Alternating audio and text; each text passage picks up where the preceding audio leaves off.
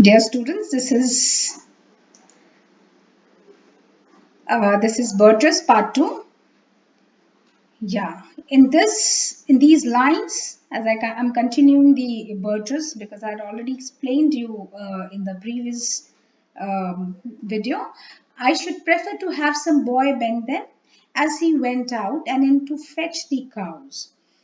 He rather would like to this. There's a fanciful attraction towards believing that the birch had been bent down not by the ice storm, but by the boy who would like to play, who had come here to fetch the cows. There's a boy who might have come to graze the cow and bring them back to home, must have come here, and while doing this he must have been allured to climb the birch trees. Some boys too far from town to learn baseball, and this boy is not a town bred boy, is a boy who's a village, as a country boy who has no games such as baseball or football or volleyball, would prefer to play with the birch tree, and whose only play was what he found himself. Whatever he could found around the field will be his game. So whose only play was what he found himself, summer or winter, and could play alone. And this is again particularly nobody, he doesn't need a team, he doesn't need a companion to play around with him. So one by one he subdued his father's trees. Probably it might be his father's. He's just fancifully attracted towards believing this fact that this particular ground must be belonging to his father, all the trees to his father's trees, and therefore he played on and rode all the trees until he subdued all his father's trees by riding them down over and over again. And he suppressed all the trees down until he climbed all the trees down until they lost their elasticity to get back to its position, until he took the stiffness out of them. And not one but hung limb. Not one was left, not even a single tree was left. There was not enough, all the trees were equally played upon by him until he felt that he had been the conqueror. For him to conquer, he is successfully riding all the trees. He learned all there was to learn about not launching out too soon. And while climbing the tree, he learned one very good thing, that he should not launch out too soon. While he's climbing the tree, he should climb the tree to the top, to the tapering to the top, and then after he reaches the top portion, he will just throw his feet out, and so not carrying the tree away clear to the ground. He always kept his poise, so very carefully would climb to right to the top of the tree, and he will always with a great poise, with a great balance to the top, he will reach there, and very carefully and very smoothly with a swish he would come back with the same pain. And when you must have noticed this experience when you will fill the cup, and if you want to fill the cup to the brim and even above the brim, what you will do, you will fill it very slowly, keeping the balance, right? But same thing is applicable here. When he wants to come down with a swish, he will climb the birch tree with that poise, with that balance. Then he flung outward, feet first, with a swish, kicking his way down through the air to the ground. So was I once myself a swinger of birches. And this is the point where he is surrendering his own self, his childhood feeling, his childhood experience. This is what he confesses. In his childhood, he himself was a swinger of birches, and so I dream of going back to be. And very innocently, he expresses his dream of going back to be a climber of birch once again. It's when I'm wary of considerations. Why? Why he wishes to be the climber of birches? Birch climbing is necessary now for him because he's tired of the responsibilities. He is all upset with when the life situations are all downs, and he wants some kind of a break, some kind of a relaxation from all that is happening around him. It's when I'm tired of my considerations, life is too much like a pathless wood, there is total confusion, There is no knowledge as to where should I move. And amidst this darkness, when you actually walk onto the path of your life, you'll feel that you are into the wilderness where you don't have any path, no trail to guide you, no one to support you. And very often you come in a situation. Now, all these are symbolic of all the life situations that we face. Your face burns and tickles with the cobwebs. Now, burning of the face and the tickling of the cobwebs are all the situation, broken across it, and one eye is weeping from a twigs having lashed across it open.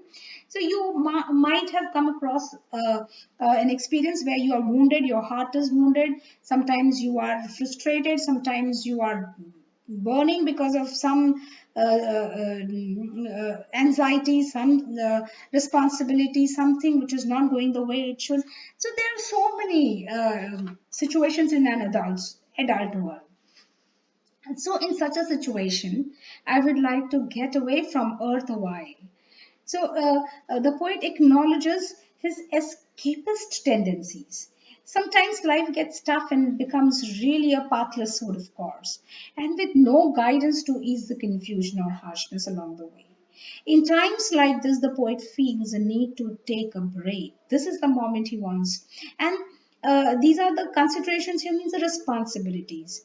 So there is no option left for him. And this is the point where he wants to become that boy who climbs the birch tree, the tapering tree to the top, and become that boy again.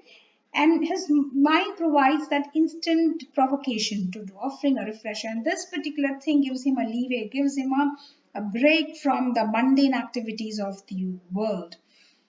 Um, Here we can see now these are the lines which are the very crux and life of this poetry. Climbing of the birch tree, this is how it becomes the extended metaphor.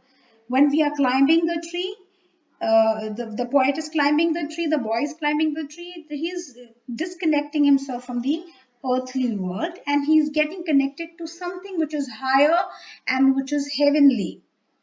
And he doesn't want to get fixed in it. That's what he speaks further. Let us complete the poetry first, and then we'll talk about it further, and then come back to it and begin over. He says, I'd like to get away from the earth a while. For some time I would like to get away from the earth. I want some break, I want some leeway, and then come back to it and begin over. And I would like to come back again here and start my things afresh. May no fate willfully misunderstand me. Maybe there is some wish fairy moving around, might hear my prayers and might grant my wish, saying that, okay, I want to move away from this world, so grant me. And, I don't want to die. I don't want to go to heaven forever.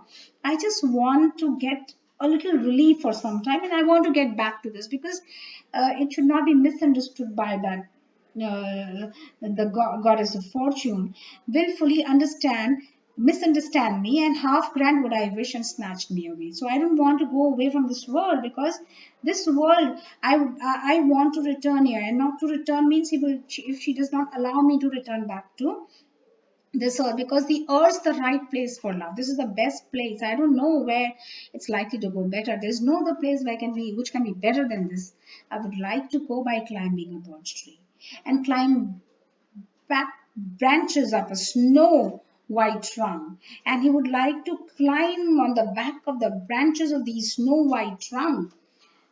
Some of the trunks are as white as snow, so he would even now he would like to climb those black branches by a snow white trunk towards the heaven till the tree could bear no more. In the same poise, he would like to move to the top of the tree towards the heaven till the tree could bear no more, and but dipped its top and set me down again.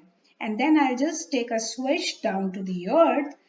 That would both could be good, both going and coming back. All right, so he doesn't want to get disconnected from the earth forever. He wants to come back to earth for sure. One could do worse than be a swinger of birches. If you are not, there's a last line which is the moral, which is very didactic. He recommends to all of us, that it's necessary for all of us to be the swinger of birches. It's important for us to break for some time and go somewhere else, get freshened up. There's this transcendence. This is very important, to get rejuvenated and then come back and to carry out our responsibilities. So this climbing of birch tree is, this is how it becomes the extended metaphor. Birch climbing and then swinging down, then this is aspiring towards the heaven. The act of, he's aspiring to move towards the heaven and get refreshed and get back to the earth.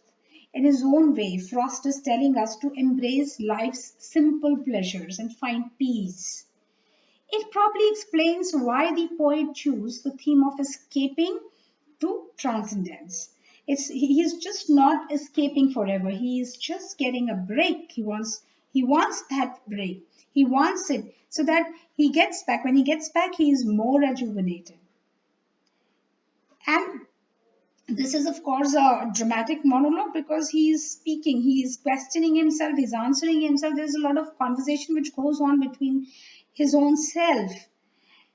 He's talking to us in poetry. When we read, the audience are listening, but there is no one else who's participating in the dialogue. So this is a one-person talk.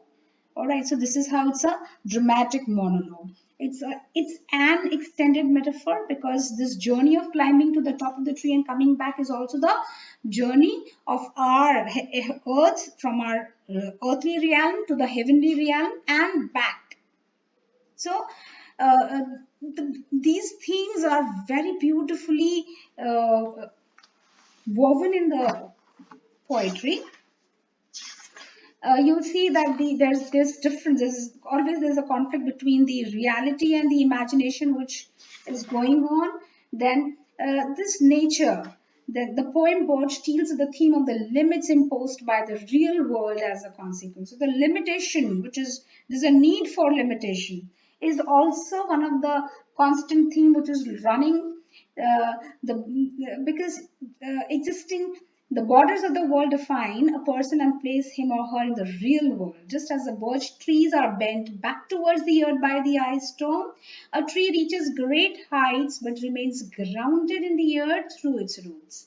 The removal of limits would leave one's personality groundless, with no way to define oneself. So he wants to be rooted strongly to the earth. He cannot, because there's no other place better than this.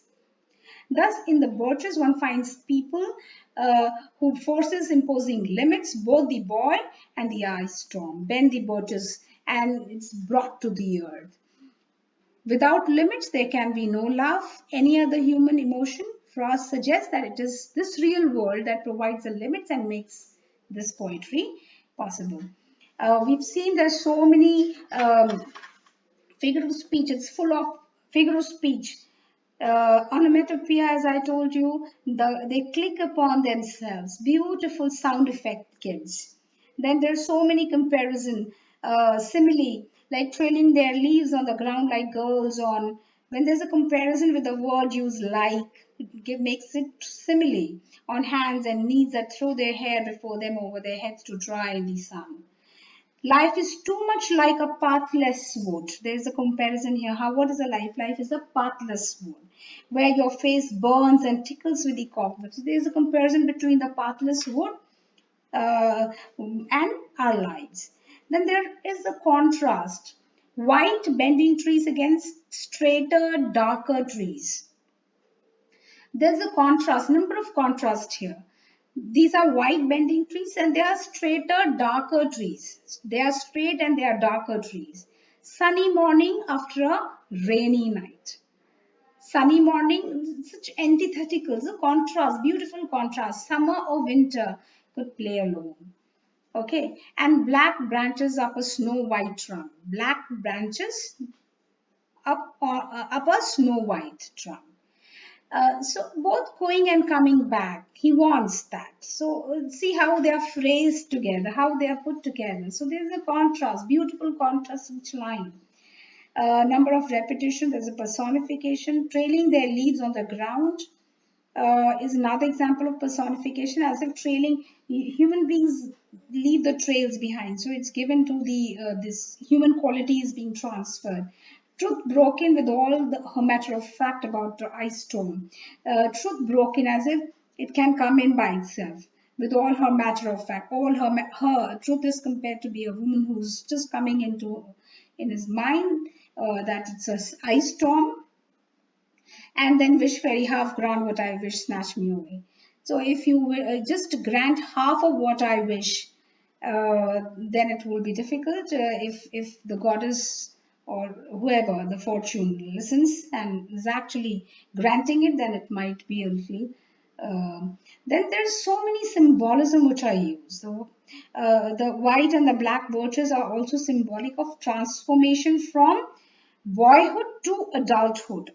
The white or lighter birches represent boyhood, whereas the darker ones, the adulthood. So the transformation of boyhood to adulthood from the lighter birches to the darker ones. This is a transition. This shows us that. So this movement from earth to heaven and back. Pathless wood is symbolic of our life without any direction, confusion, that would be good, both going and coming back, which is a symbolic of poet's desire to have both attitudes that of a boy and of a mature man. So there is a need for both. You should have the equal balance of the realistic and the imaginative abilities and the fanciful thoughts. So beautiful poem, and I hope it's very clear to you. Uh, that's all with the Birches. Thank you and keep watching.